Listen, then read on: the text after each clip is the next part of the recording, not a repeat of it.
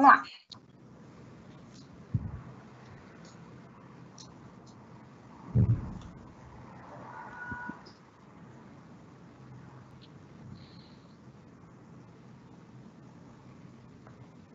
Podemos começar. Boa tarde, pessoal. Tudo bem? É o Adriano. Em primeiro lugar, eu queria agradecer a todos que estão ao vivo nos assistindo. Quero pedir desculpa pelo nosso atraso, tivemos um problema técnico com os nossos participantes, mas já resolvido rapidamente. Hoje nós vamos falar, então, sobre segurança da informação, né? Acho que está em voga aí questões de segurança de todos os ambientes digitais, né? Todas as empresas hoje têm, baseado em dados, elas têm informações muito sensíveis do seu negócio e principalmente, né, de toda a sua estrutura digital. Com isso, a Seven, né, ela prepara então um novo cenário, um novo mercado aí para a gente conseguir atender as demandas dos nossos clientes. E hoje a gente vai ajudar aí, vai tentar passar um pouquinho para vocês de como identificar, né, e como que a gente pode trabalhar para proteger contra ataques cibernéticos que são realizados a todo momento, a todo instante.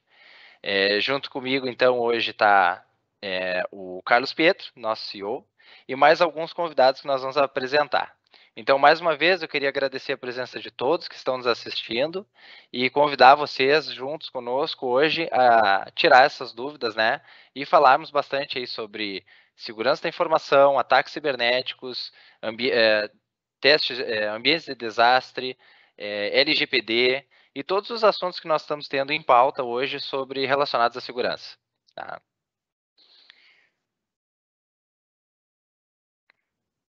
Pode passar para o próximo slide, Pri. Acho que é tu que está com o controle aí. Aí, obrigado.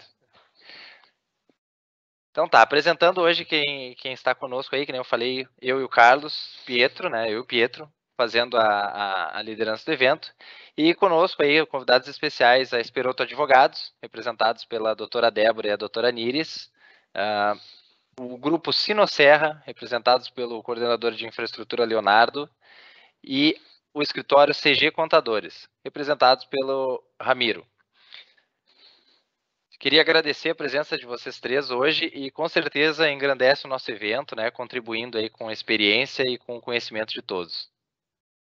Obrigada pelo convite. Obrigado pelo convite. O que a gente vai ver hoje então, pessoal? A ideia é a gente falar rapidamente sobre alguns tópicos, tá? Todos com foco em segurança da informação, mas o principal, né, nós vamos falar então sobre a transformação digital, né, que já não é uma coisa nova, a gente vem perguntando, mas afinal o que é transformação digital? E ela vem desde o simples processo até grandes projetos complexos que inovam não só a forma como os processos são executados dentro da operação de uma empresa, mas também as ferramentas, as pessoas, a cultura digital que a gente tem dentro das nossas empresas, né? E aí a maior dificuldade, tanto para empresários quanto profissionais de TI, é encontrar esses gaps, encontrar essas oportunidades, digitalizar esse processo, encaixar novas ferramentas. E com tudo isso, né, quanto mais inovação, maior o risco de segurança, e quanto maior o risco de segurança, né, maior o impacto para uma operação e a continuidade de um negócio como um todo. Então, a transformação digital, digamos que é o cerne da nossa ideia de hoje, mas principalmente tangenciando a parte de segurança. Vamos falar também sobre cases de ataque, né, que toda semana a gente está tendo novos casos aí que assolam o mercado e devastam grandes empresas e grandes corporações. E vamos entender como é que está acontecendo isso aí, o que a gente tem que fazer para evitar, né, mitigar pelo menos esses riscos. Também vamos falar sobre adequação LGPD, desmistificar algumas coisas, esclarecer as principais dúvidas, né, entender um pouquinho como começar a caminhar, trilhar essa jornada, que não é um projeto, não é um processo, é uma transformação dentro da empresa para se adequar nessas novas leis. Também falar um pouquinho sobre alta disponibilidade com segurança, para que o negócio se mantenha funcional na era digital, né, que a gente tenha o mínimo de downtime possível, de indisponibilidade. Também falar sobre performance, falar sobre DRP, né, Disaster Recovery Plan, que é o que eu faço, né, no momento que deu um incidente, o avião caiu e agora, como é que a gente bota ele voado de novo, sem matar ninguém, né, sem perder nenhum passageiro. Então, a gente tem que ter isso aí tudo documentado. E, por fim, a gente fala do MS Security, passando um pouquinho para vocês sobre como que é a abordagem da Seven nesse cenário de segurança, com análise preditiva, né, e ajudar a todas as empresas a ficar um pouquinho mais tranquilo sobre segurança cibernética. Pietro, não sei se você quer falar um pouquinho rapidamente. Claro, tudo Desculpa, bem, gente? Tudo bem, prazer para quem não me conhece, acho que algum dos participantes ainda não me conhece, né? Sou o Pietro, né? CEO fundador aqui da SEV, né? Introduzindo um pouco do que o Adriano comentou, né? A segurança digital, né, ela sempre teve em constante crescimento, né? Mas nunca tão evidente, né, como os dias de hoje, né? E a gente costuma dizer que dentro da SEV, né, que é praticamente uma pandemia digital, né, que a gente vem enfrentando, proliferada pelo home office, né? Onde todas as empresas realmente, né, como o Adriano comentou, de todos os tamanhos estão vulneráveis, né? Não existe distinção, né, para ataques, né? Empresas que investem milhões de segurança estão sendo atacadas todos os dias, né? É um ataque digital que vai interromper, né, a operação da empresa, né? Ela para a operação. Os números dão um percentual de chances, né, que mostram que é uma questão de tempo, né? É uma questão de tempo. A qualquer momento, né, uma invasão pode ocorrer, né?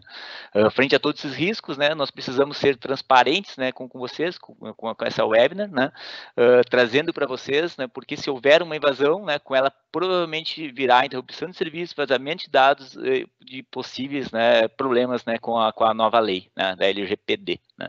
Então, seguimos, né, Adriano? Vamos lá. Então a gente vai falar rapidamente sobre transformação digital, né? De acordo com o Gartner, que é uma base bem sólida aí para consultoria e nos dá um norte de como que o mercado está reagindo às tendências e como é que está andando, a previsão de gasto global em serviço de nuvem pública, né, deve crescer 18% em 2021, nesse ano que a gente já está aí finalizando o segundo mês, né, já indo para o final do primeiro quarter. Um total de 304 bilhões de dólares, diferente de 257 bilhões em 2020. Então, vocês vejam que é um volume muito grande de investimento, né, na parte de computação em nuvem, e já não é mais uma tendência, né, o que alguns anos atrás a gente falava, um movimento de migração para a nuvem ou de cloud first nos projetos de TI. Hoje a nuvem já é obrigatoriedade em qualquer negócio, né? Então a gente começa geralmente pelo backup ou pelo ambiente de desastre, e algumas empresas, alguns clientes nossos já operam 100%, então as suas operações, né, seus usuários já trabalhando em nuvem, descomissionando toda aquela carga de data center. Então isso já não é mais uma tendência, já não é mais é uma obrigação, digamos assim, as empresas estarem com os seus servidores em nuvem para ter outras preocupações, né?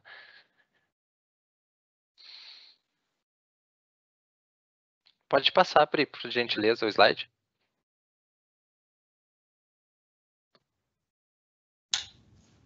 Então vamos falar um pouquinho aí sobre os casos mais recentes de ataque. Nos últimos dias, inclusive na semana passada, a gente teve um bem recente aí, que foi até o hacker sincero, né? Veiculou com bastante força aí nas redes sociais. E teve um ataque aí no site da DataSUS, para quem não conhece, é o principal sistema de gestão de saúde pública do governo brasileiro. E esse ataque aí, ele demonstra a fragilidade que os nossos sistemas, né, estão expostos a hackers, a pessoas aí com más intenções e principalmente a vulnerabilidade que as empresas sofrem. Então, claro, a gente tem vários órgãos públicos envolvidos em situações recentes, mas temos também empresas privadas, principalmente a galera que é do mundo gamer aí, que tem filhos também. Teve uma empresa digital aí recente que teve todos os seus jogos, né, os seus códigos-fontes vazados por um ataque de hacker. Então o pessoal invadiu, vazou os dados, e depois esses dados foram vendidos aí na Dark Web pelo ínfimo valor de 7 milhões de dólares. E aí tu imagina um trabalho, um projeto que foi investido lá milhões de dólares em horas de engenheiros de software para construir um produto, né? E depois teve seu código-fonte vazado. Isso não só além de perder o dinheiro investido, né? Isso perde credibilidade e acaba matando, enterrando um negócio por uma questão de vulnerabilidade, um incidente de segurança.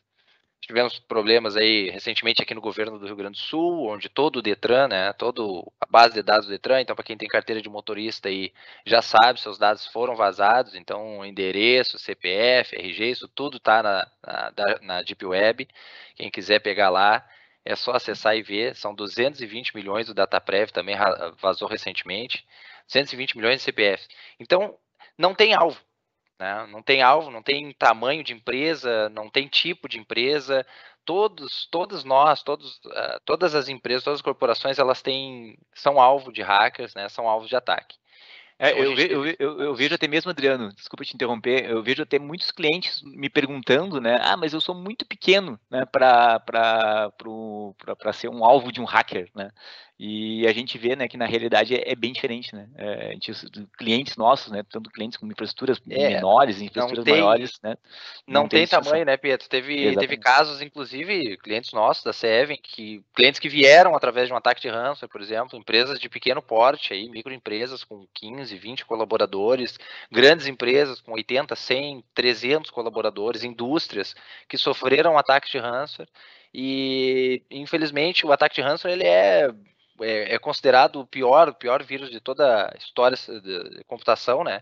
E ele se assemelha como se fosse um incêndio de data centers. Você não tem de onde recuperar, um plano de recuperação, uma contingência do ambiente, não tem o que fazer. Como dizer, pagar o resgate digamos assim, ter sorte, né? A gente nunca recomenda pagar o resgate. Tem que trabalhar na linha preditiva, né? Mitigar esse risco. Então, assim, são muitos ataques, né? Vamos passar para o próximo slide, então, Pri. Adequação LGPD. Então, eu vou convidar a doutora Débora e a doutora Níris para passar um pouquinho para a gente aí sobre esse processo, essa nova lei, né, que passou a vigorar no ano passado. E muitas empresas aí nem cogitaram ainda. A gente sabe que a pandemia ela trouxe outras preocupações, né, para todos os negócios, mas essa LGPD ela é um monstro, digamos assim, que já se criou, já tomou forma, e as empresas que ainda não começaram nem a discutir, elas estão muito fora do timeline. Realmente, né, são muitas dúvidas, né, em relação ao LGPD e para muitas pessoas ainda é um desconhecimento total ainda, né, só que é uma lei, né, e ela já está em vigor e começa a valer a partir desse ano ainda, né? Então, né, agora vamos deixar com os especialistas, né? Tá, ok. Boa tarde, pessoal. Obrigada pelo convite, Adriano e Pietro, nossos parceiros aqui de negócio também, né? Um prazer aí estar participando desse evento com vocês. Eu sou advogada, sócia fundadora aqui da Esperoto Advogados e atualmente já estou dedicada, já faz uns 2 anos, a esse assunto, a esse tema da LGPD, né? Fui buscar formação disso e em função de toda essa necessidade que os clientes começaram a apresentar em função da nova legislação.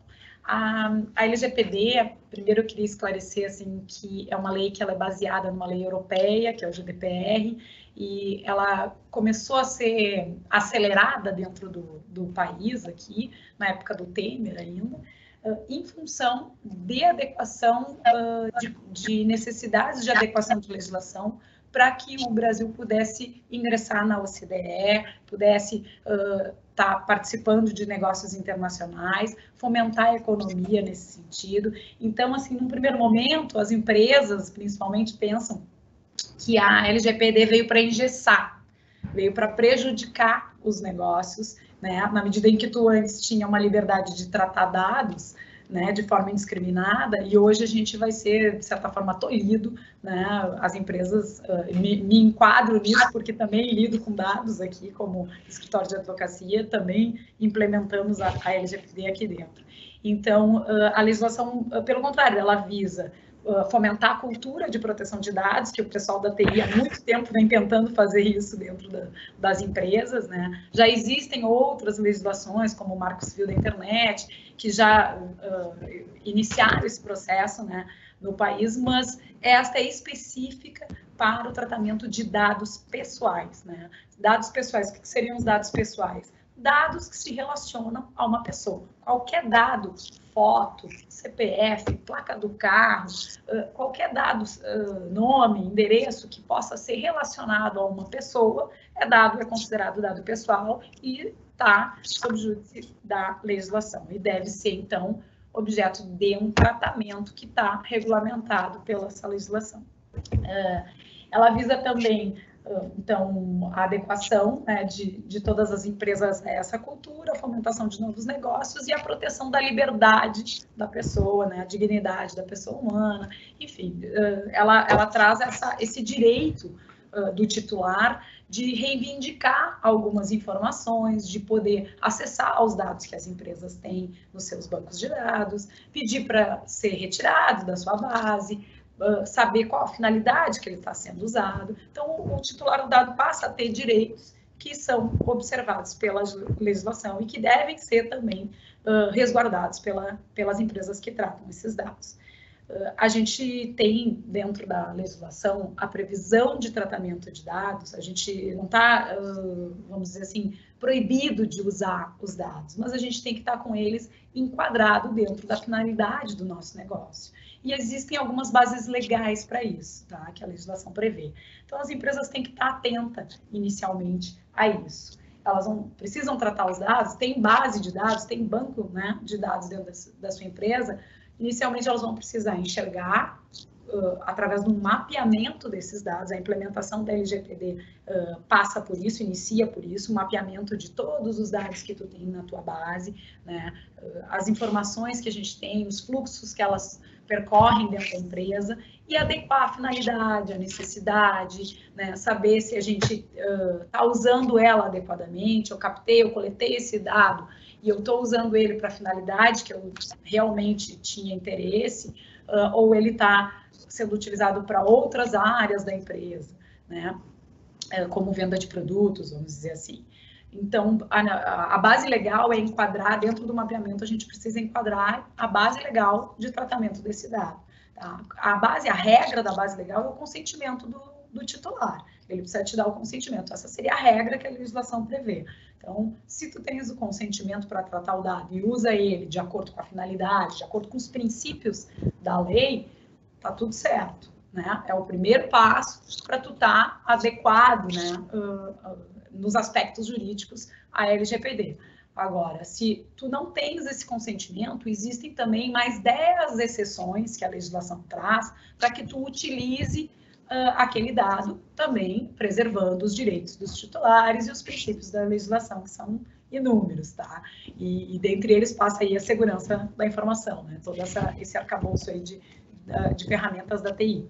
E, então, essas 10 exceções, vou trazer como exemplo a execução de contrato, se a pessoa tem necessidade de ter os dados para poder executar um contrato, para poder trabalhar no contrato, legítimo interesse, né, proteção à vida, como dados sensíveis, vamos dizer, de saúde, hospitais que precisam ter prontuários médicos, né. Então, existem várias exceções, sim, que a legislação permite o tratamento de dados, desde uma vez que eles estejam sendo tratados da forma adequada, né? Utilizados dentro dos limites, da finalidade e com todo esse cuidado que a LGPD e todo o regulamento que a LGPD traz. Então, o nosso trabalho com as empresas têm que estar atentas hoje à adequação da LGPD, não só aos aspectos jurídicos de ter dossiê instrumentalizando toda essa adequação, contratos ajustados, isso, como as ferramentas da área de tecnologia aí que a Sevan vem trabalhando para poder considerar uma empresa adequada à LGPD. A gente também deve falar que dentro da implementação da LGPD passa-se pelo, então, o mapeamento, depois a revisão de todos os contratos, né, porque a pessoa que trata os dados, ela pode também ter parceiros que utilizam os dados dela, que saem dados de uma, vamos dizer, vou usar o exemplo daqui, a gente tem clientes que são seguradoras, que tratam dados, mas tem corretores, né, que tratam dados também vinculados à seguradora. Então, é uma cadeia de fornecedores, de prestadores, e todos têm que estar adequados. Então, uma empresa que tem parceiros de negócio, ela tem que fazer a revisão de todos os seus contratos para poder incluir as normas novas, fazer aditivos nesses contratos que exigem, né, também a adequação dos parceiros à LGPD.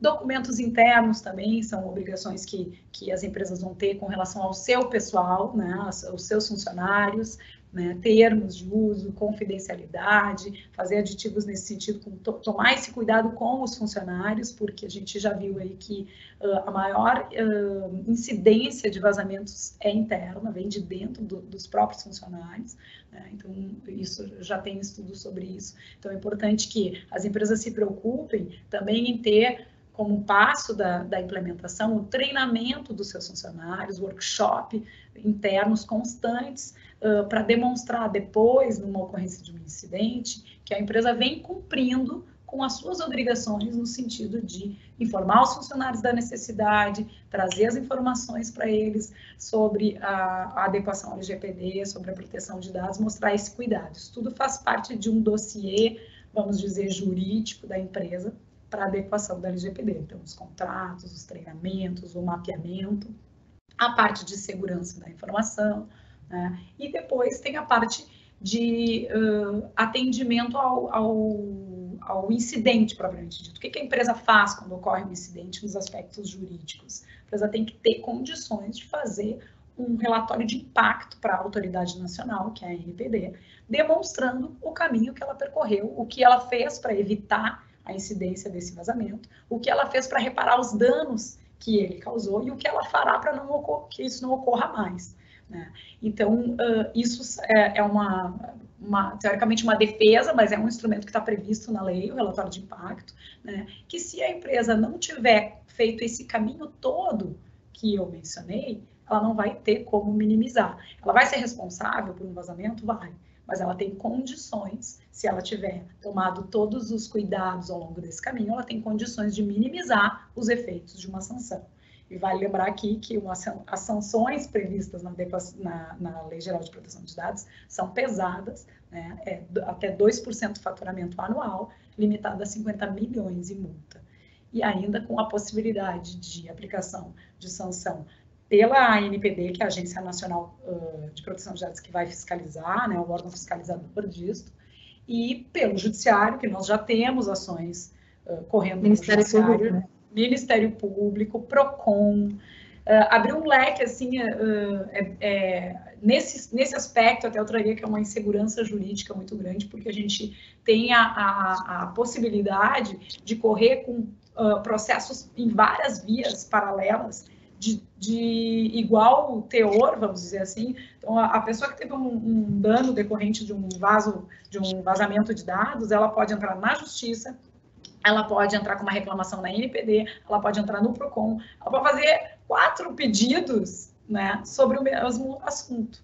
E isso, então, traz uma insegurança bastante grande para as empresas, né? Por isso que a adequação é um assunto tão importante e as empresas estão ainda devagar nisso, atrasadas nisso, até porque a gente deve reconhecer aí que houve uma celeuma em volta da vigência da lei que retardou, com que o brasileiro também deixa para a última hora, e a gente sabe que o atraso na vigência da lei, com vários projetos para prorrogar, em função do não estabelecimento da agência, né, fez com que as empresas fossem empurrando com a barriga.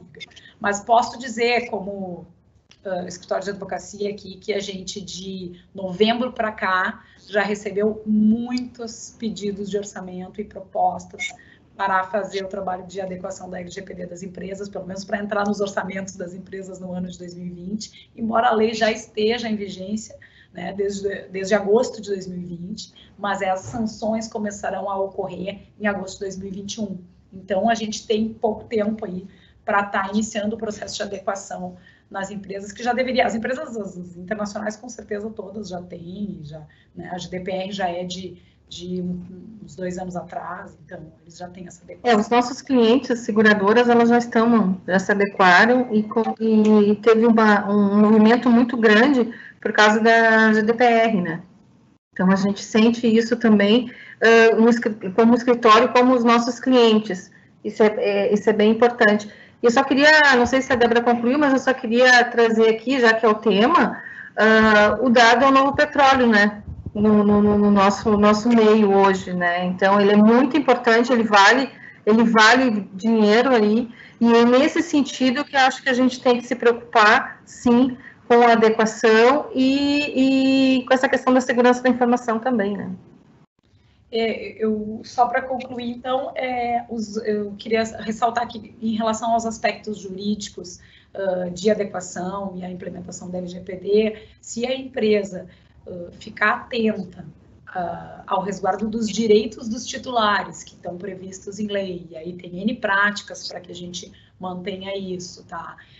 Tiver atenta também aos princípios que a legislação traz para o tratamento do dado, para o uso do dado e a base legal, ela está no caminho certo para se defender frente a um eventual incidente. E vai ter caminhos de defesa, vai ter, claro, tem que ter indícios disso, prova disso documentada, né, trazer isso constantemente. Ela vai estar mais tranquila para atender ao que o legislador propôs. Tá?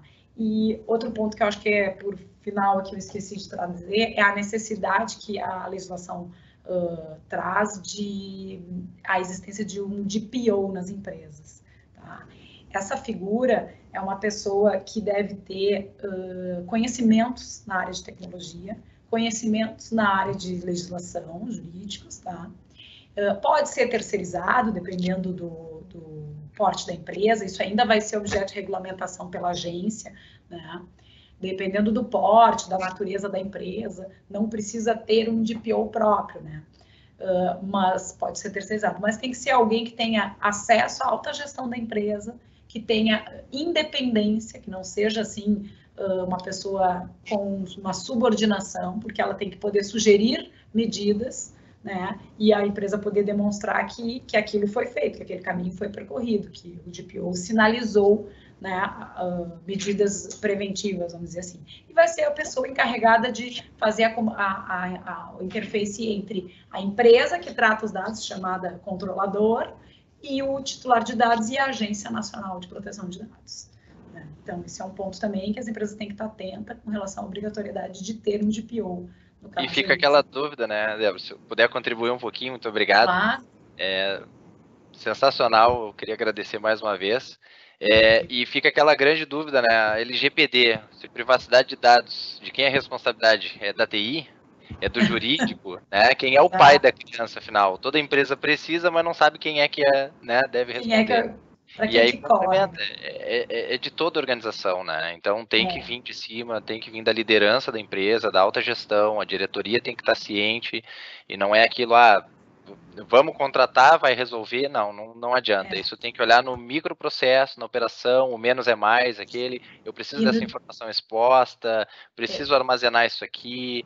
Então é bem complexo esse tema da LGPD. E, né? é vivo, né, Adriano? É dinâmico, porque não adianta a gente contratar uma empresa de TI e um escritório de advocacia para vir implementar os dados, e aí a gente vai fazendo o trabalho e amanhã depois eles vendem um produto novo na empresa sem desenho de privacidade de dados, sem atenção, e aí a recorrência... Não, é por isso que o DPO tem que estar livre dentro da empresa para acompanhar todos os novos negócios. Ele tem que ser desenhado à luz das novas regras, né? E estar em conformidade com a lei, porque senão é dinheiro posto fora, trabalho perdido e risco iminente. A inovação, infelizmente, a inovação, ela faz uma linha de risco ser crescente, né? Então, isso pode acabar acontecendo. Quanto mais a gente inova, às vezes, a gente acaba esquecendo o risco que está colocando na organização, principalmente a segurança. E aí, falando em LGPD, é justamente isso, né? Esse novo software, ou esse novo processo, novo setor da empresa, coleta dados pessoais, para onde que fica, quem, né? Toda essa etapa, e aí tem visão jurídica, visão técnica, né, para poder acompanhar isso e ajudar as empresas.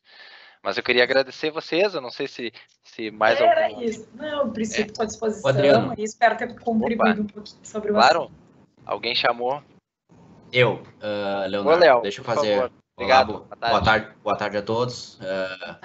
Muito obrigado pelo convite, e eu gostaria de agregar aqui, unindo os dois assuntos já tratados, inicialmente a cibersegurança e agora a LGPD. Especula-se no mundo da segurança, da cibersegurança e segurança da informação, que o foco do ataque dos hackers para 2021 vai entrar em ação após as sanções da LGPD, porque os dados de uma empresa serão usados como moeda de troca. Por quê? Vai ter a sanção. Então, Adriano, eu estou com os teus dados aqui, se eu vazar, tu vai tomar a multa, né? Tu vai sofrer aí a pagar pelo custo desse vazamento.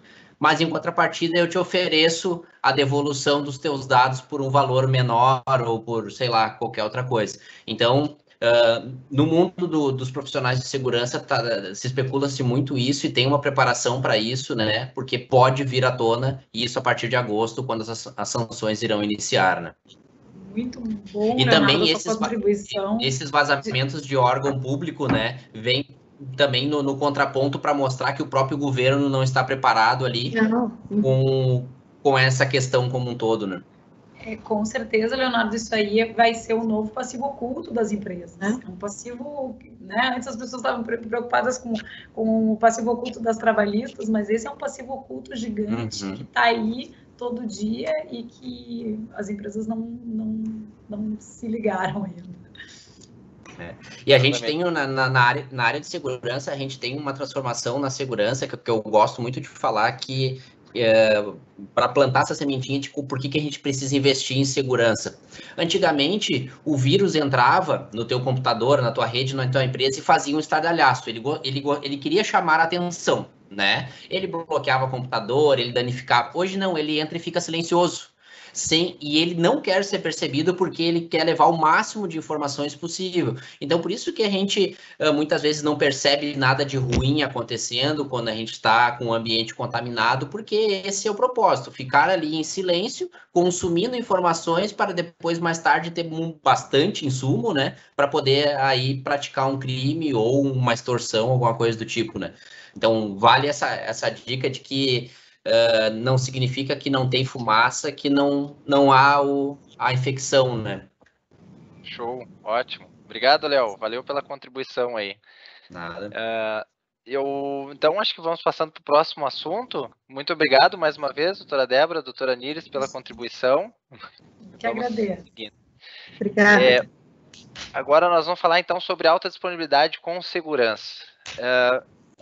A alta disponibilidade, né, é uma definição sobre ter um recurso altamente disponível. Então, geralmente, na camada de infraestrutura, nós trabalhamos com uma redundância, né, na camada de todas as partes computacionais, seja em armazenamento, em redes, em computação propriamente dito.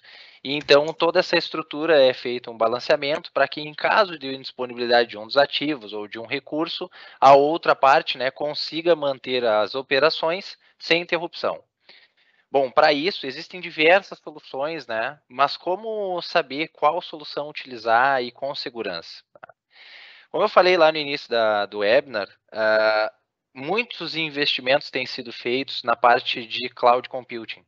E por que isso? Porque quando a gente parte para a camada de computação em nuvem, nós tiramos a responsabilidade das empresas de cuidar de grandes camadas de infraestrutura física. Por exemplo, armazenamento de dados, né, a parte de storage, a parte de networking, da parte de switching e principalmente da parte de servidores. E aí vem todos os outros, né, indiretos, que seria energia elétrica, refrigeração, segurança física, o data center, controle de pessoas, operação propriamente dita com profissionais qualificados para poder manter toda essa estrutura, renovação de garantia de equipamentos. Então, todos aqueles ativos diretos e indiretos, né, para manter a alta disponibilidade. E manter tudo isso com segurança, você precisa ter uma operação, né, uma equipe de TI muito forte para poder tocar isso, né? Acaba se tornando algo muito caro e às vezes as empresas tentam o mínimo necessário e às vezes o mínimo necessário não consegue atender diante de um incidente. A gente convidou então o Ramiro da CG Contadores para nos auxiliar a contar um pouquinho da história e do case de sucesso aí da CG que nós tivemos durante o ano passado, durante a pandemia, intensificado pela pandemia, né, Ramiro? Que a gente tinha uma ideia aí de levar as operações de um escritório contábil para a nuvem e levar com segurança, porque a gente tinha data center com replicação, tinha um custo enorme, tinha que explodir isso para acesso distribuído, e como é que ia operar isso com link de internet, como é que ia fazer, né? Então, Ramiro, eu queria te agradecer aí mais uma vez pela presença. E se tu puder compartilhar conosco um pouquinho da experiência de como que hoje a gente tem aí as operações da CG em nuvem, né? Como é que o pessoal pode perder o medo de usar a cloud pública? Então, primeiramente, boa tarde a todo mundo aí. Obrigado pelo convite da Adriana e Pietro aí. Eu sou o Ramiro, sou um dos diretores da CG Contadores. E a nossa história, assim, começou assim dessa alta disponibilidade. A gente precisava a gente sempre visou muito dar muita tecnologia para os nossos clientes. Hoje, inclusive, a gente até colocou uma equipe bem grande para desenvolver várias aplicações. E junto com essa visão de querer dar o melhor para o cliente, né, a CG sempre tinha aquele problema, a gente tem que comprar equipamento, tem que melhorar um servidor lá internamente, e era um custo alto, aí tem que melhorar o servidor de backup, porque aumenta os dados, tem sempre que investir em um investimento assim, e parece que o teu equipamento está sempre atrás, nunca está na frente, né? Teu equipamento, tu sente assim, mas eu acabei de comprar um equipamento aqui top de linha, e a semana seguinte já saiu aí um que já não deixou o meu top de linha, e daqui uns 3 anos já tenho que pensar em mudar ele de novo. Então, isso a gente vê que era um custo muito alto, né? E a gente começou a prestar atenção mais na nuvem e também na segurança que a nuvem dá, né? A CG teve até um episódio que foi aí que a Seventino entrou para nos ajudar, que a gente teve um ataque de ransomware lá dentro, que foi uma das piores noites da minha vida, não quero nunca mais passar por isso. E lá a gente viu assim, como uma estrutura interna assim, pode ser segura, mas precisa de muito mais gente olhando aquela estrutura do que tu poder contar, por exemplo, com uma Amazon, que é onde a gente está hoje, que nos dá todo um suporte junto com a C20TI, que nos consegue ajudar nessa parte de processamento. Então, no começo, o grande susto da Amazon era o custo, né? Nossa, o custo em nuvem vai ser muito alto e é mensal, o que a gente vai fazer? No primeiro mês, segundo mês, quando a gente passou exatamente a tecnologia que a gente tinha dentro de casa para a nuvem, foi um custo bem alto. Mas daí o Adriano, calma, vamos sentar, vamos conversar, vamos rever essa tecnologia, vamos refazer ela, vamos fazer um servidor diferente, vamos usar a tecnologia da Amazon, que tem diversas, e com isso a gente foi baixando o custo. Se eu não me engano, o Adriano pode me corrigir se eu estiver errado, a gente começou com um custo de 7 mil, foi 6 mil, 5 mil... Aí foi reduzindo até a gente chegar nos 2 aí. E acho que ainda dá para reduzir mais, né, Adriano? Então, é uma coisa que... Em dólares, né, Ramiro? Em dólar. Isso é uma coisa que virou, vamos dizer, um novo... Antes, até falar com o pessoal da TI, a gente tinha uma brincadeira, como é que a gente pode deixar o servidor com mais defesa, o que a gente tem que fazer e tal, para botar mais tecnologia... Hoje a gente tem essa preocupação não é a maior agora, porque ainda mais a gente tem a C20TI para nos dar esse auxílio aí, né? A CG hoje tem um dos preocupações como é que a gente vai diminuir esse custo. A gente mudou um pouco, vamos tentar diminuir esse custo mensal e de novo, a Amazon sempre lançando coisas novas, sempre nos ajuda a pensar nessa diminuição de custo a longo prazo. Para nós ali, daí saiu um pouco desse mito aí, como é que vai funcionar na nuvem. Simplesmente, além de ter melhorado muito o nosso processamento e o nosso custo, assim, que era cada 5 anos renovar todo o nosso parque aí de equipamentos de servidor, simplesmente se foi, né? A gente sempre está com a tecnologia de ponta. Então, com isso a gente já conseguiu diminuir o custo de 5 em 5 anos, melhorar a nossa disponibilidade em termos do pessoal acessando de casa. Hoje, no passado, a gente tinha um problema quando uma pessoa se dava um problema no servidor, todo mundo caía, né? Então, tipo... E aquela pergunta, né, Ramiro? A ideia, a estratégia do negócio. Em 2 anos queremos escalar para 500 acessos. Como vamos fazer isso? E aí, data center on-premises, né? Como é que a gente vai fazer? Vamos comprar servidor? Não tem no Mercado Livre, não tem como buscar rápido, né? E aí o negócio precisa, a nuvem tem como alavancar isso, tem como possibilitar, né? Então, essas tecnologias de escalabilidade permitem essa redução de custo. Claro que é um redesenho, estudo de cultura da organização, porque como é que a gente vai aceitar que o servidor pode ser desligado num dia, né? Sabe uma coisa, Adriano, sobre isso? Uma das coisas que eu vi que a nuvem ajudou muito a gente consegue tirar o tempo do nosso funcionário parado, porque com a estrutura dentro de casa, cai um servidor ali, cai todo mundo, né? Ali na Amazon, a gente podendo segmentar bastante os servidores, tudo, a gente pode cair um servidor, pode cair um serviço, mas não cai a empresa inteira, cai só um serviço específico. Ou às vezes, quando o serviço mesmo está segmentado, que é o caso do nosso ERP principal, cai no máximo uns 5 pessoas, 10 pessoas, mas o resto da empresa continua trabalhando. Então, exatamente, precisa fazer uma manutenção, né? Consegue isolar só a parte da equipe, consegue fazer essa manutenção e não precisa mais, tem que virar a noite inteira atualizando o sistema, o banco de dados, ou fazer um backup durante o final de semana. Então dá para consegue, né?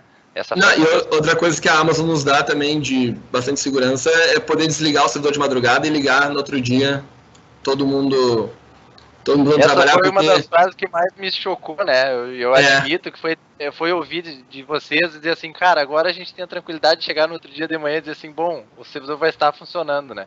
Porque o ataque que a gente recebeu foi de madrugada, né? Exatamente. Ele passou a noite inteira desligado, então quer dizer que ele vai estar funcionando de manhã. E é muito bom. É um trauma, mas também esse trauma foi, vou dizer assim, foi bom para a gente aprender a trabalhar com tecnologia de novo, né? A gente tinha uma visão do passado, que era a tecnologia perfeita, e a gente não se atualizou. Agora que eu acredito que com a 7T a gente está sempre em frente em questão de tecnologia e com a Amazon de parceira também, tá?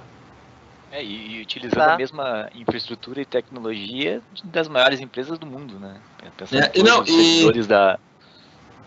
E hoje mesmo, antes de entrar nesse webinar aqui, eu estava numa reunião com uns programadores, coisa que a gente nunca tinha feito antes. Qual que a gente vai fazer uma reunião com a Seven? Qual é a aplicação que a gente vai usar, o servidor, a tecnologia que a gente vai usar na Amazon para poder fazer um portal do cliente melhor, fazer um aplicativo. Então, abriu um leque de possibilidades que a gente não tinha com a nossa estrutura interna. E a gente viu tanta tecnologia na Amazon que a gente não sabe qual é a melhor, porque é muitas tecnologias mesmo, te dá muitas possibilidades. É show, né? Muito legal. Obrigado, Ramiro. Valeu mesmo por compartilhar com o pessoal essa história, que é de um mercado tradicional, né? O escritório contábil é um mercado bem tradicional e a operação em nuvem é um pouco delicada, porque, querendo ou não, hoje toda empresa ela depende da estrutura digital, né, da parte de tecnologia, mas a gente sabe como ninguém que tanto o setor jurídico também, aí a Débora pode desafirmar, mas o escritório contábil são tantas aplicações, né, certificados digitais e todas as áreas que envolvem essas aplicações, então tu mexer com nuvem, trabalhar 100% remoto é um pouco complexo, então foi uma... E é muito documento, né, também. Exatamente, é um case muito legal que a gente tem aqui com carinho aí da Seven, da CG, porque mostrou para nós que a gente tem essa possibilidade e é possível, né, ter outras preocupações para poder propiciar ao cliente um avanço no seu core business, né, pensando como eu vou levar um portal novo para o cliente e esquecer toda aquela preocupação antiga com robô de fita, com data center, refrigeração. Então, pô, muito legal aí, obrigado mesmo por compartilhar essa história. Então tá, eu acho que vamos para o próximo assunto agora, que é falar um pouquinho sobre Disaster Recovery Plan, né? Esse assunto, ele é um mal necessário, a gente diz que é um mal necessário, porque toda empresa precisa pensar na sua continuidade de negócio. Pensa que quando você sai de manhã para trabalhar, pega o seu carro na garagem, vai enfrentar um trânsito e de repente no meio do caminho bate o carro, né? Ou alguém cruza o seu caminho e bate no seu carro. E aí você tem um desastre, aconteceu um desastre. O que fazer naquele momento? Bom, todo mundo sabe, tem o seu carro, pega o telefone, cartão da seguradora, puxa o celular e liga. Ó, tô aqui, bati, me traz o carro reserva, guincha e resolve aí, né? Para isso que eu pago seguro. Então eu gosto de usar muito essa analogia porque ela é prática, simples, né? E ela pensa o seguinte, tu chega de manhã na tua empresa e, cara, tá tudo parado. O que aconteceu? Pegou fogo no data center. E aí, faz o quê? Liga para quem? Né? Mas eu tenho backup, tá? Mas o backup era local, tava do lado do servidor, queimou junto. E aí, faz o quê? Bom, senta e chora. Espera que a TI salvou um DVD e levou para casa na semana passada, né? Muito tempo, muitas TIs faziam isso. E claro, isso são pequenos ambientes, tem ambientes mais complexos e tal. E soluções de DRP, elas são 100% personalizadas, não existe uma solução padrão, existem alguns modelos de mercado que a gente utiliza, como replicação de máquinas, cópia de imagens de máquinas, soluções de grandes players, que, dependendo da estrutura do negócio, das tecnologias que o negócio utiliza, a gente consegue utilizar, né, e trazer a segurança de dizer assim, bom, se algo acontecer, tá aqui o cartão da seguradora, liga para esse número, a gente aciona o plano de desastre e em tanto tempo tu volta a trabalhar. A grande questão e 2 indicadores-chave para se montar um DRP são o seguinte: quanto tempo eu posso ficar sem os meus sistemas? E também, para saber o custo desse DRP, quanto custa a hora de negócio parada. Então, nós convidamos aí o Leonardo, do Grupo Sinosserra, para nos auxiliar aí com esse tema. O Leonardo aí com ênfase em segurança da informação. Leonardo, obrigado pelo convite. Quero te parabenizar aí pelo ambiente que a gente tem lá hoje, né, que é mérito do teu esforço, da tua equipe. Então, recentemente a gente fez aí um plano de testes do Grupo Sinosserra com uma tecnologia bem de ponta e gostaríamos de te convidar para contar para nós aí um pouco sobre DRP, a tua experiência, né, e como é que está sendo como é que te traz a segurança desse ambiente. Certo. Mais uma vez, boa tarde a todos e muito obrigado pelo convite de estar aqui compartilhando um pouco da nossa experiência.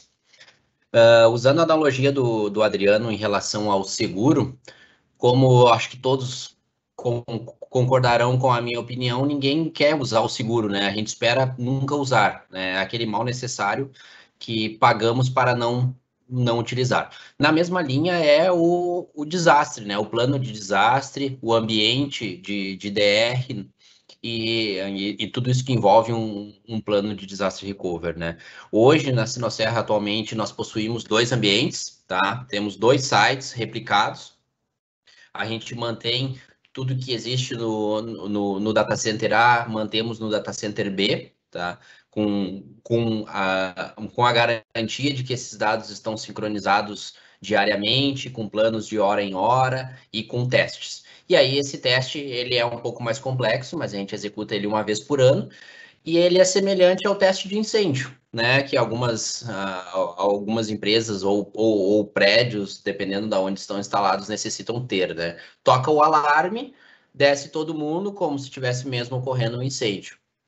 O nosso teste é um pouquinho diferente porque a gente não está com todo mundo na operação. A gente precisa de uma janela para poder simular esse desastre, e essa janela ela custa algumas horas, né? Algumas madrugadas, vamos dizer assim.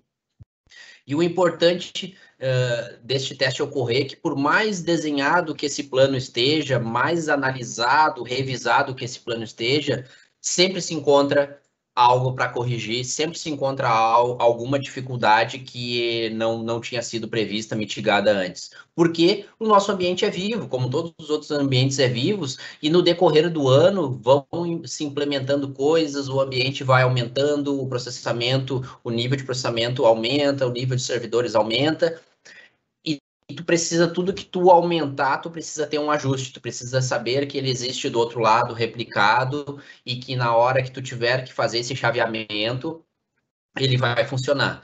Então, atualmente, nós temos um site na cidade de Novo Hamburgo e outro site, né, outro data center na cidade de São Leopoldo, e nós temos uma tecnologia que automaticamente, quando o data center principal estiver fora, ele entende que tem que direcionar o processamento para o outro data center, né?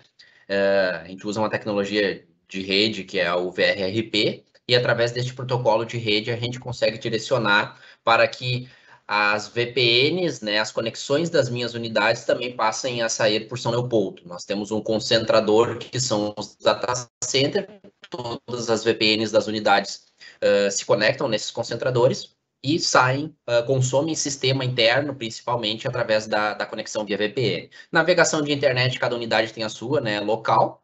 Isso não é afetado num caso de desastre, mas o principal, o sistema estando fora, nós não faturamos, não emitimos notas, não fazemos vendas. Então, por isso que a gente tem esse processo. Como nós temos empresas do braço financeiro, essas empresas são legisladas e regulamentadas pelo Banco Central e SUSEP, isso é uma exigência também desses órgãos, que a gente tenha um plano de desastre e um plano de continuidade do negócio bem estruturado. Todo ano a gente é auditado e além das auditorias, né, tem a questão de botar o plano em ação e submeter os testes deste plano, né, submeter a eficácia deste plano para esses órgãos. Então, é muito necessário, é trabalhoso, mas é necessário manter. claro, a gente acaba tendo investimento praticamente que dobrado para manter 2 data centers, né? E são data centers locais. Mas esse ano nós iniciamos já um plano, ano retrasado iniciamos esse plano para os próximos 5 anos, que foi onde nós fizemos a renovação de data center, que em 2021 começaríamos a trabalhar a jornada para a nuvem, né? Para que quando finalizar os 5 anos para a renovação do data center, a gente já esteja com parte desse processamento em nuvem e o investimento em data center on-premise seja menor, né? Em data center dentro de casa seja menor. E aí, iniciamos uma parceria com a 7TI no ano passado e estamos evoluindo bastante nos últimos meses. Para 2021 está previsto mais um projeto relacionado à parte de data center, que é data center em nuvem, e possivelmente uma parceria com a AWS ou alguma outra nuvem pública disponível no mercado. Já começamos, né, Léo? Já começamos aí, as novas aplicações todas já nascem assim, vai para a nuvem, a primeira opção é nuvem, né? Então, na verdade, a gente tem, obrigado por explicar aí, por trazer toda essa ideia do Disaster Recovery Plan, e aí a ideia também é pensando, né, toda essa carga, né, que tu explicou aí pra gente, que tu e tua equipe tem para manter essa documentação atualizada, fazer esses testes, entregar isso para os órgãos reguladores, né, como tu citou aí o Banco Central, o SUSEP. Isso é um esforço enorme, além de ter que se manter atualizado, mudou a legislação, tem que mudar, né, toda a tecnologia de repente, ou treinar, qualificar os profissionais para poder fazer isso. Então, quando a gente vai para a nuvem, muitas coisas dessas, né, são repassadas. A gente repassa, terceiriza essas preocupações. Simples fato, vamos botar um item simples, né? Gás do data center para anti-incêndio, sistema de chaveamento de porta de data center, no break redundante, ar-condicionado redundante. Bom, tá na nuvem, tá? Isso aqui já passei. Já deu checklist automático lá, né? Toda aquela parte física. E aí tu vê, protocolo VRRP, bom, bota um balancer as a service, bota de uma zona para outra, ou seja, são cliques, né, são softwares que definem isso. Claro que tudo tem o seu custo, mas isso são exigências do negócio, como tu mesmo disse. E aí falando do DRP, simplesmente, né? Opa, sim, e essa ansiedade, esse medo aí, tu acaba terceirizando de fato, porque, por exemplo, hoje eu tenho uma estrutura física com todos os recursos de segurança, mas que está suscetível a um desastre. Sei lá, dezembro do ano passado, meados de dezembro do ano passado, um sensor de incêndio falhou, né? Provavelmente ele estava sujo por pó e ele era um sensor novo, o ambiente tinha sido recém-revisado, e tu recebe aquela ligação no celular, alarme de incêndio do data center, né? Não tem, por mais que tu esteja preparado, não tem como manter a calma nesse momento, né? Porque nós já tivemos, trazendo uma experiência nossa, que nós já tivemos, mas não era incêndio, era alagamento. E a água chegou na porta do data center, na época que a gente não tinha nuvem. E a partir dali, assim, eu disse, olha, não pode passar mais de amanhã, né? A gente precisa rever, porque pode ser fogo, pode ser água, pode ser gente roubando, né? O risco é constante. A gente teve um alagamento aqui no escritório que veio do vizinho de cima, escorreu pelo piso deles, alagou tudo e chegou na porta do data center. A gente foi final de semana, a gente recebeu a ligação, eu cheguei aqui, a água já estava assim. Não, e nesse tempo de pandemia que nós estamos operando em home office, né? Eu não tinha ninguém próximo do data center para poder olhar e me tranquilizar e dizer, tive que pegar alguém, pega um carro, desloca o mais rápido possível, enquanto já está acionando a empresa de manutenção. Então, são todos custos em relação a só essa estrutura física, que não tem nada relacionado a TI, a processamento de dados, a servidor, nem nada. É custo em relação ao ambiente de segurança, né? contra o risco, porque é o coração da empresa, né? Exatamente, Léo, exatamente. Então, o principal do plano de desastre é justamente, né, desenhar ele, é um documento que tem que ter dentro da organização, tem que falar quem são as responsabilidades, quais são as atribuições, quais são os riscos para o negócio, qual é a ordem de retorno, né, quem que pode acionar, quando que a gente entra numa recuperação de desastres, porque entendo bem que o Disaster Recovery Plan, ele não é o backup, né? O backup é uma das ferramentas que o DRP utiliza para colocar a organização de forma online novamente. Então, antes do backup, ainda que nem tu citou, né, Leonardo, tem a ferramenta de replicação. Então, a gente tem site replicado para manter a continuidade do negócio. mas não é propriamente a cópia de segurança final que a gente vai arquivar numa fita, que vai ter lá dentro do cofre, para manter a segurança, né, e a manutenção desses dados. Então, eu queria te agradecer pela participação, muito obrigado. Obrigado. Não sei se mais alguém quer comentar mais alguma coisa, partimos para o próximo assunto, Pietro? Vamos. Então tá bem, então vamos para o próximo slide, vamos falar sobre o também, IMS Security para encerrar, né? Exatamente, pode falar aí. Estourando o nosso tempo aí. Isso, bom, falamos aí sobre nuvem, alta disponibilidade com segurança, né, os recursos que pode trazer, né, esses grandes projetos, esses recursos que nós temos disponíveis hoje, né, de uma forma tão simples e fácil, né. É o nosso negócio, né? A computação em nuvem, a administração de infraestruturas, tanto em Premise e Cloud, e o movimento, né, cada vez mais, né, das empresas, né, fazendo essa jornada para a nuvem é algo já com martelo batido, já, né? Todo mundo já sabe que no momento, né, certo, né, no momento certo em relação a investimentos, né, ao planejamento orçamentário dos setores das empresas, né, a nuvem realmente já é a única alternativa, né? Quando a gente fala de alta disponibilidade, de quantidade de negócios, né, a gente entende que a preocupação, a precaução, né, com segurança da informação nos dias de hoje, ela nunca é demais, né? Bem pelo contrário, né?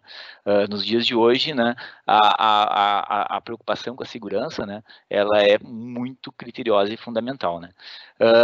Para a Seven, né, nós né, saímos na frente já desde o meio do ano passado, já trabalhamos com segurança da informação há muito tempo, e a gente começou a desenvolver uma nova solução, né, para monitoramento digital, né, das empresas que nós administramos, nossos clientes, né, que segue numa linha que a gente costuma fazer uma analogia, as empresas, né, todas as empresas com seu patrimônio físico, eles precisam, é necessário uma empresa, né, de segurança patrimonial, uma empresa privada para a segurança das edificações, enfim, né? Se tiver, né, uma portaria, né, um porteiro lá fazendo segurança física lá, né, nas suas propriedades, né, se torna mais seguro, né? Então a gente não consegue viver, né, nos dias de hoje, há muito tempo a gente não consegue viver sem segurança, né, sem a gente ter uma segurança para o nosso patrimônio, né? Imagina num ambiente on-premise, né, um ambiente de uma infraestrutura on-premise, a infraestrutura está lá dentro, né? Temos que ter câmeras, alarmes, né? Temos que ter vigilantes, né? Empresas contratadas de segurança, e na segurança da informação, na segurança digital, se torna a mesma coisa nos dias de hoje, né? Então a Seven, a gente desenvolveu, né, um novo serviço, né, que é o IMS Security, né, que é uma solução criada pela necessidade urgente que se instalou, né, com esse movimento todo desses ataques, né, dos ransomwares, desses malwares todos aí que nos assolam, né? Isso nos obrigou a evoluir, né, e estudar mais e mais e mais, né. Antes tínhamos investimento em segurança como um diferencial, né, das empresas, agora já não é mais investimento, né, é um custo do negócio, né, um custo que começa a ser embutido no preço do serviço ou produto, né, que a sua empresa entrega, né. E por onde, né, por onde a gente começa, né, para nos precaver, né, para aumentar a segurança digital das nossas empresas, né. É preciso simplesmente que cada empresário, né, faça um cálculo simples, né, de quantas horas ou dias a sua operação será restabelecida em caso de uma invasão, em caso de um sinistro físico, né. Após a chegada nesse número, já é base, né, para comparar o custo necessário, né, para que isso não ocorra, né. A gente anda falando muito que essa pandemia de segurança digital, né, a gente já está associando com uma pandemia, né, cada um sabe do seu negócio, né, e precisa calcular o perigo, né, que tem, né, para que ninguém tenha surpresas indesejadas, né. Um incidente, né, tipo um ransomware, né, ele pode acontecer a qualquer momento, né, a qualquer momento. Imagine chegar amanhã, né, para trabalhar, né, e para iniciar um dia de jornada dentro da operação da empresa e a infraestrutura ter sido afetada por um incidente, né. plano de desastre, né? O que vamos fazer? O que nós vamos fazer diante de um plano de desastre de uma infraestrutura on-premise, né? O que nós vamos fazer em relação a um plano de desastre de uma infraestrutura em cloud, né? São recursos diferentes, são alternativas que até a tecnologia entrega em diversos serviços, né? Para fazer esse rápido restauração para que a empresa possa voltar a faturar, né? Nessa pandemia, né, gente, a gente viu que as pessoas, né, são fundamentais, né, e agora a gente está vendo, né, o quanto, né, como a doutora Níris falou, né, o quanto os dados, né, representam uma importância gigantesca também, né, é a sobrevivência, né, é a sobrevivência dos nossos negócios, né. A Seven, ela criou, então, o IMS Security dentro de planos que nós vamos entregar, já estamos entregando já para os nossos clientes, para o mercado, né? E o Adriano vai explicar um pouco mais sobre essa solução de monitoramento, né? Que assim como um monitoramento de uma infraestrutura, né? De uma edificação, a gente começa também agora a monitorar a segurança digital das empresas, né? E essa segurança, ela é monitorada e vigiada 24 horas por dia, né? Dentro de alguns entregáveis, né, de acordo com a necessidade de cada empresa, de cada negócio, né, a gente começa a monitorar 24 horas, a gente já tem uma operação já dentro da Seven, dentro de um NOC, né, que é uma operação voltada para monitoramento de redes, né, e infraestruturas, e a gente começa a operar agora com o SOC, né, o Security Operations Center, que é um monitoramento voltado para a cibersegurança, né, visando que os problemas de segurança vão interromper a operação dos negócios, né, e ainda possíveis implicamentos ainda com a LGPD, né? Então, Adriano, vamos agora contigo. Beleza, deixa comigo. Então tá, rapidamente, tá, gente, que a gente já tá com o nosso tempo estourado, mas eu quero definir como que o IMS Security foi baseado. Então, com duas verticais, uma de processos e outra de operações propriamente desses processos, tá? O processo do IMS Security, ele se baseia muito em cima do SOC, né? Que é um Centro de Operações de Segurança. O COS, ele faz o seguinte, ele tem como principal objetivo fazer a identificação de vulnerabilidades e de ameaças que um ambiente de tecnologia está sofrendo e que pode vir a causar um incidente. Então, na verdade, diferentemente de um NOC, que ele tem uma postura reativa, ou seja, eu digo que eu monitoro um ativo, no momento que causa um incidente, eu faço uma ação que restabeleça aquele ativo à normalidade, o SOC ele faz uma análise preditiva. Então, eu correlaciono eventos e anomalias do meu ambiente e identifico que ali existe uma possível ameaça, uma vulnerabilidade que pode causar um incidente de segurança. Ou seja, simplesmente um fato de um log de evento de um sistema operacional que tem um usuário que está dando senha errada a cada 5 ou 10 minutos. Bom, ali, se eu não estou olhando para aquilo ali, eu não vejo aquele evento, eu não sei que eu estou tendo uma ameaça de segurança. Então, no momento que o SOC é implementado, ele começa a fazer essa coleta de eventos, ele começa a correlacionar esses dados e começa a nos exibir esses dados em um painel, onde a gente consegue entender, o servidor 01 lá do Active Directory, ele está tendo o usuário do Adriano que tem várias senhas, várias tentativas de erro de senha, com erro de senha. Bom, da onde que vem aquilo, né? Vem do computador tal. Então, quer dizer que aquele computador pode estar com vírus e ele mapeou a rede, que nem aquele caso que o Leonardo falou mais recentemente, que ele ficou... Tá lá, o vírus está silencioso, ele está buscando dados, está buscando uma maneira de invadir mais e mais e mais sistemas dentro da rede para então executar o ataque, né? Então, sem uma ferramenta de segurança, praticamente impossível, humanamente impossível você detectar, né, uma situação dessa, porque você teria que acessar cada dispositivo, ver o log, analisar e assim sucessivamente. Então, pode passar para o próximo slide, por favor, que ali mostra bem como é que é o funcionamento, a arquitetura do processo do COS, tá? Dentro do Centro de Operações de Segurança, a gente tem vários microprocessos, tá, que atuam em 3 grandes linhas. São 4, na verdade, mas as operacionais são 3, que é uma de defesa, que ela é totalmente reativa, ou seja, eu vou ter ações defensivas ao meu ambiente, dentro do SOC. Eu tenho uma de inteligência, onde eu faço uma investigação, e eu tenho... Ô, Adriano, dá para aumentar um pouquinho? Desculpa? Dá para aumentar um pouquinho a tela? A tela? Aumentar? Claro. Obrigada. Eu acho que... Eu não sei se... Deixa eu ver, desculpa, doutora Nides. Aqui. Tá melhor? Não. Não, mas tudo bem. Eu vou me esforçar. Tá. Eu não estou enxergando. Na esquerda ali, a gente tem, nesse quadro do Centro de Operações e Segurança, nós temos ali, então, ações de defesa, tá? Que é a parte onde a gente faz o gerenciamento de informações e eventos de segurança. Esse é o principal processo para a identificação de vulnerabilidades, tá? Junto com ele, a gente faz uma caça de ameaças. Então, a gente coleta, através de softwares de segurança, possíveis vulnerabilidades, sistemas operacionais, em aplicações, como daqui a pouco até um Chrome desatualizado, que tem uma vulnerabilidade, um patch de segurança. O Threat Intelligence é um software que ele faz uma espécie de scan de rede, buscando vulnerabilidades de forma inteligente e preditiva, através com parceiros nossos de segurança. Essas ferramentas, elas identificam, por exemplo, códigos maliciosos ou e-mails indesejáveis.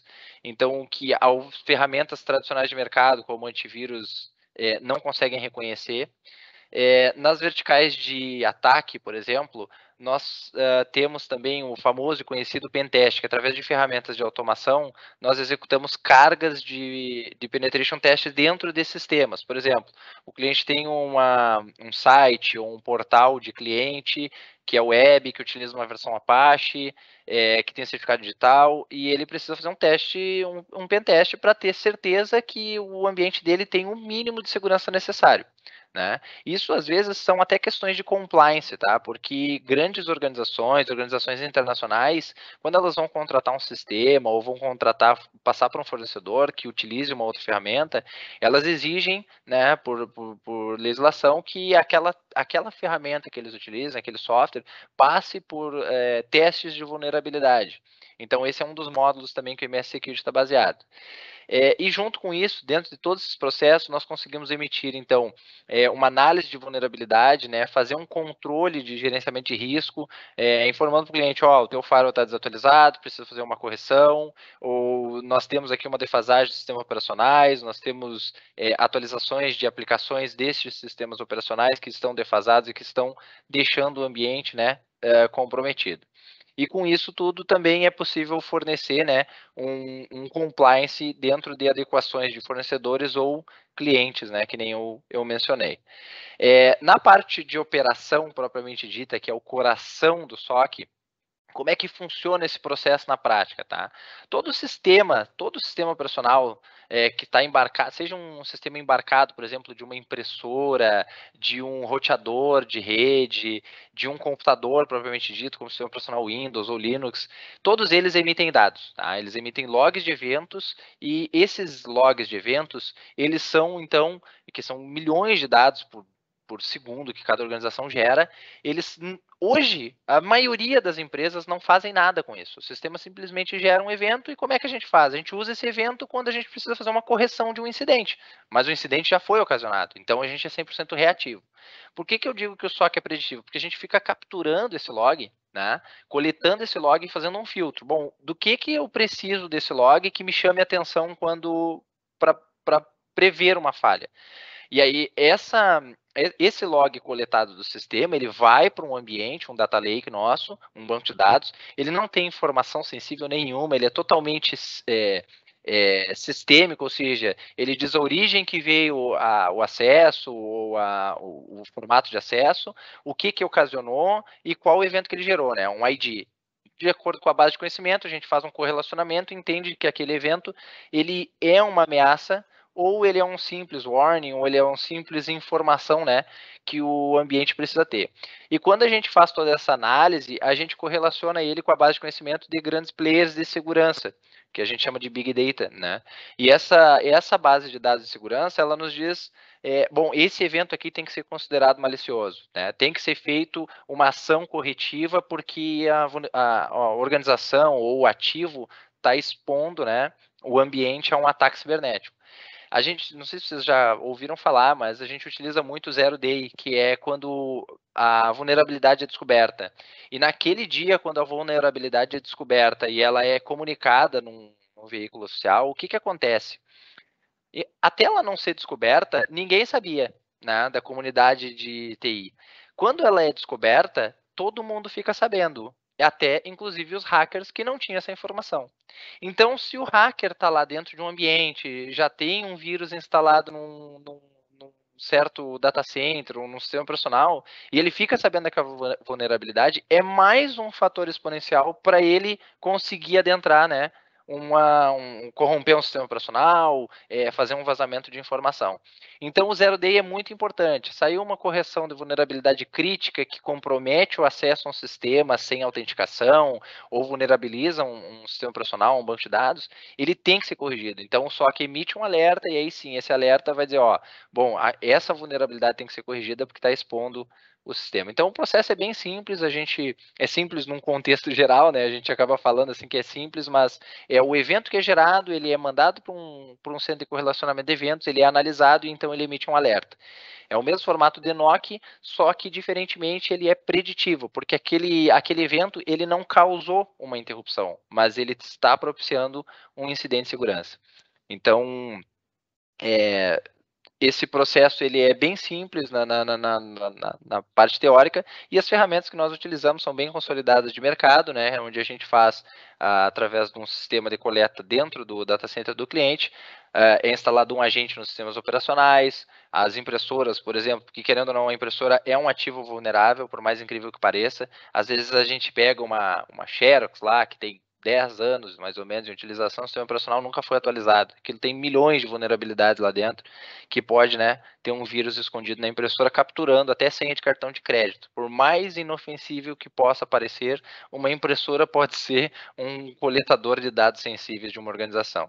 Então, aquela história que a gente fala, por exemplo, TV pirata, né? O cara vai lá e contrata para os domésticos achando que está economizando uma grana. Na verdade, quando tu vai fazer uma compra no cartão de crédito, o teu pacote de dados ali que sai pela internet pode estar passando naquele roteador de TV pirata e algum hacker está coletando essa informação. Então, qualquer dispositivo pode vulnerabilizar, né, um ambiente. Então, falando do processo, analisando, é bem simples, tá? Podemos passar para o próximo slide para falar da lista de entregáveis do security, que a gente faz, então, análise de log em tempo real, tá? Não existe um reativo. O log ele é gerado, ele vai ser coletado pelo ambiente, ele vai ser feito, então, também uma auditoria de acessos privilegiados a cada X tempo, né, correlacionado com o cliente, combinado com o cliente, dependendo do tamanho da arquitetura e da infraestrutura. Também o IMS Security traz tentativas de acesso com força bruta, então a gente simula ataques de força bruta para saber que os nossos sistemas estão identificando esse tipo de comportamento, porque ele é o mais padrão de mercado, né? Faz também análise de patch de segurança crítico para poder fazer o gerenciamento dessas atualizações através de ferramentas, tem um dashboard de controle disso. Ele fornece também métricas de acesso a sites e sistemas, apesar de ser uma coisa bem simples, e é um indicador que muitos clientes precisam e às vezes não têm. Quantos acessos ao meu site eu tenho, né? Então, o IMS Security, como ele está lá dentro, ele está coletando todos os logs, ele consegue gerar esses indicadores para os nossos clientes, né? E também tem o principal entregável que a gente chama, que é a resposta imediata a incidentes de ataques man in the middle. O que é? Esse é um tipo de ataque bem famoso, tá? Que é a interceptação de pacotes de rede e a manipulação de dados de pacote de rede num ataque a servidor. Então, quando a gente fala assim que um site não tem criptografia, aquele cadeadinho verde lá no cantinho superior do navegador, que o site é confiável, se o site não tem aquele selo, ali é a primeira questão para permitir um ataque do man in the middle, porque o protocolo não está criptografado, né? Eu estou aceitando um certificado vulnerável, então eu posso aceitar um pacote que venha manipulado e o meu servidor vai aceitar, ou o meu computador vai aceitar. Então imagine que eu acessei um site, por exemplo, do Mercado Livre, vou citar aqui, né? Nada, respondo vulnerabilidade deles e tal, para fazer uma compra. E se no momento que eu vou fazer a inserção do cartão de crédito lá para fazer a compra, alguém interceptou esse dado, pode ser num roteador de uma operadora de bairro que eu estou utilizando, alguém interceptou esse dado, manipulou e pegou essa informação, porque o dado foi descriptografado. Então, é possível fazer ataques nesse formato e o sistema ele consegue identificar, essa transação aqui ela está permitindo, e quando ele faz a manipulação do pacote, o sistema detecta e consegue fazer o acionamento. É uma questão bem técnica, mas a ferramenta propicia isso. Eu acho que falando tecnicamente, Pedro, do IMS Security era isso, tá? Não vou me estender muito, que a gente já atrasou bastante aí o tempo que estávamos planejado. Tá ótimo. Bom, gente, então chegamos ao fim, né, dessa webinar, né, assuntos muito interessantes, né, transformação digital, adequação LGPD, alta disponibilidade, RDP, DRP. Gostaríamos de agradecer muito mesmo, né, a presença da Esperoto, né, doutora Débora, doutora Nires, né, Leonardo, do Grupo Sinosserra, Ramiro, né, diretor do Grupo CG, né. Muito obrigado a todos, obrigado aos participantes, né. E logo teremos a data da próxima, né? Já estamos elaborando já o próximo conteúdo, né? Porque na nossa área aí o assunto não falta, né, Adriano? Exatamente. Então tá, pessoal, muito obrigado pela participação de todos aí. Uma boa semana, uma ótima semana. Boa tarde a todos. Tchau. Boa tarde. Tchau, Obrigado, pessoal. tchau. Por oportunidade. Obrigado pela oportunidade.